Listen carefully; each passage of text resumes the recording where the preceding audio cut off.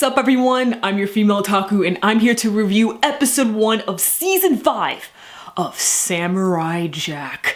I watched Samurai Jack when I was a little kid. I was probably about 3 or 4. Didn't really remember it too much, so when I heard that season 5 was announced, I was like, okay, sure, why not? That sounds pretty cool. But then I watched that trailer and I was hype AF. I binge watched the majority of the first 4 seasons, which you do not need to watch every single episode to watch season 5. In fact, if you do want to catch up or get a feel of the world of Samurai Jack so that you can watch season 5, I will leave a link in the description to 9 essential episodes that the director himself recommends for you to watch season 5. These episodes will not only help you when it comes to the story of Samurai Jack, but they will also give you a feel of the world and the situation that Jack is in.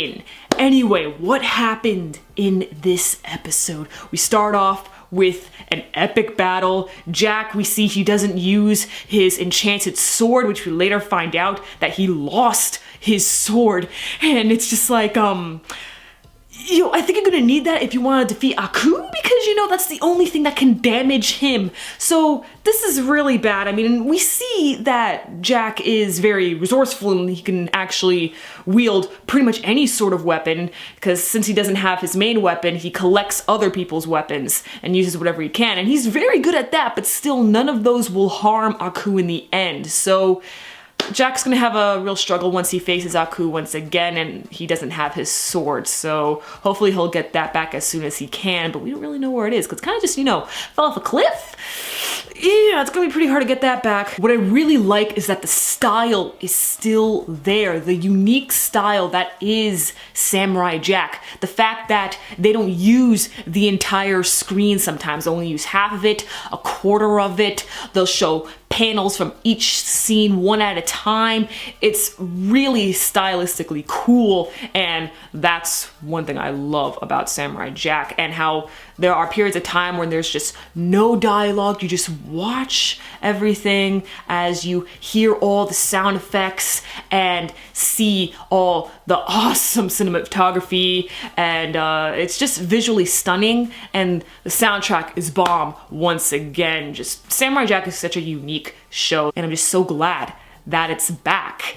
Now that it's on Adult Swim, we now have an even darker tone than there already was, because back in that day when Samurai Jack was airing, there were a couple of creepy dark shows for kids at that time. But hey, at least this time they can now go hardcore and show some blood, because the people who watched Samurai Jack back then are now either my age or older. We meet the daughters of Aku, these girls who were born in a very strange way, and they're all trained at birth to kill Samurai Jack. So they still find him to be a threat. I'm surprised. I figured at this point they would think of him as a nuisance, but they still find him to be threatening. But then again, they didn't find out till much later, as we see when Jack versus one of the apparently favorite assassins of Aku. They didn't know that Jack doesn't have the sword anymore. So perhaps that's why they're taking such extra precautions, because they believe that he still has the sword, and that sword is the only thing that can kill Aku. But if they didn't know that, then they probably wouldn't even have taken all these extra precautions and would have killed him as soon as they could. But hey, we still see that Jack still got it. Back to the daughters of Aku. One of them in particular gets a bit of shine. I believe her name is Ashi, and she seems to be curious, okay? She's different from all the others. The other ones are getting, beaten senseless and stuff, doing as they're told. This one runs off a little bit. This one hesitates, questions things around her. So perhaps they are hinting that she may have a deeper connection or develop some sort of relationship with Jack. I'm not talking romantically, but perhaps she will be sympathetic towards Jack or something like that, because since she's the only one that was given a name, she's gonna be important later on. Let's talk about Aku's favorite assassin. This man was hilarious. Another thing that's great about Samurai Jack is that even though it is very serious, there's still these zany characters that pop up from time to time that have the strangest of dialogue. This man, he's just so out of place, but it freaking works, man. This dude was hilarious. He's just like, baby, okay. Oh, you don't have your sword? Baby, we're gonna have to fix that. Like, just this man, so funny. Just such an entertaining character. I honestly didn't want him to die. I was just like, ooh, maybe something will happen to interrupt their battle and we can see him again. But no, they had to kill him off. Like, oh, I was really upset. I wanted him to stay. He was so entertaining. Ah, man. I'll miss him though. I'll never forget him. Let me talk about Jack's armor. I talked about how he was able to wield all sorts of weapons. What's really interesting is that this armor he collected, he's able to store a bunch of weapons within his armor, and he could even use his armor as separate shields and even toss them. This is going to be very useful to Jack, and I'm really glad that he has something like this. Other stuff about Jack, which I think is the most important, is his trauma.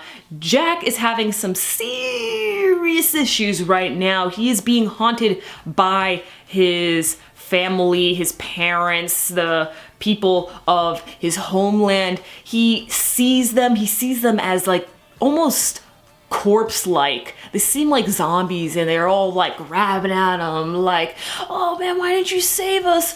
You left us out here to die and stuff like that. And that's so bad, man. That's gotta be a lot on him, because as it was said in the trailer and in the beginning of this episode, Jack has been living like this for 15 years and he hasn't aged. We don't know why he hasn't been aging. This is very shocking. It's a curse, the fact that he hasn't been aging. I mean, sure, he can grow a beard, but he still hasn't, gotten older. Like, there's no wrinkles or anything like that. He's just been going out day to day, just traveling to each distant land, saving whoever and leaving. That's all he does, and has to find something to eat, and then he thinks about the past and how he's failing them and stuff. It's a lot on Jack, but you know what? It makes sense, as it has been 15 years and he hasn't seen his family in forever. He doesn't have his sword. What is Jack going to do at this point?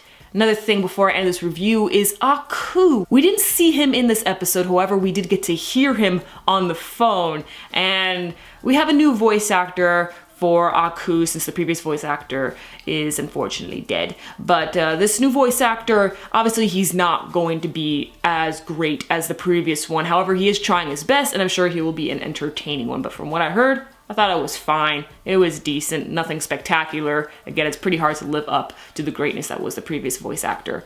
And Aku seems to be in hiding at the moment, because the daughters of Aku were saying how they were going to train them to hopefully one day see his presence once again. But it's not like he's completely in hiding, because he still has connections with his other assassins, which is how he was able to, call and like contact his favorite assassin. And that was this episode. Let me know your hype now that Samurai Jack is back. How quickly did that episode go by for you guys? Honestly, that was like 5 minutes.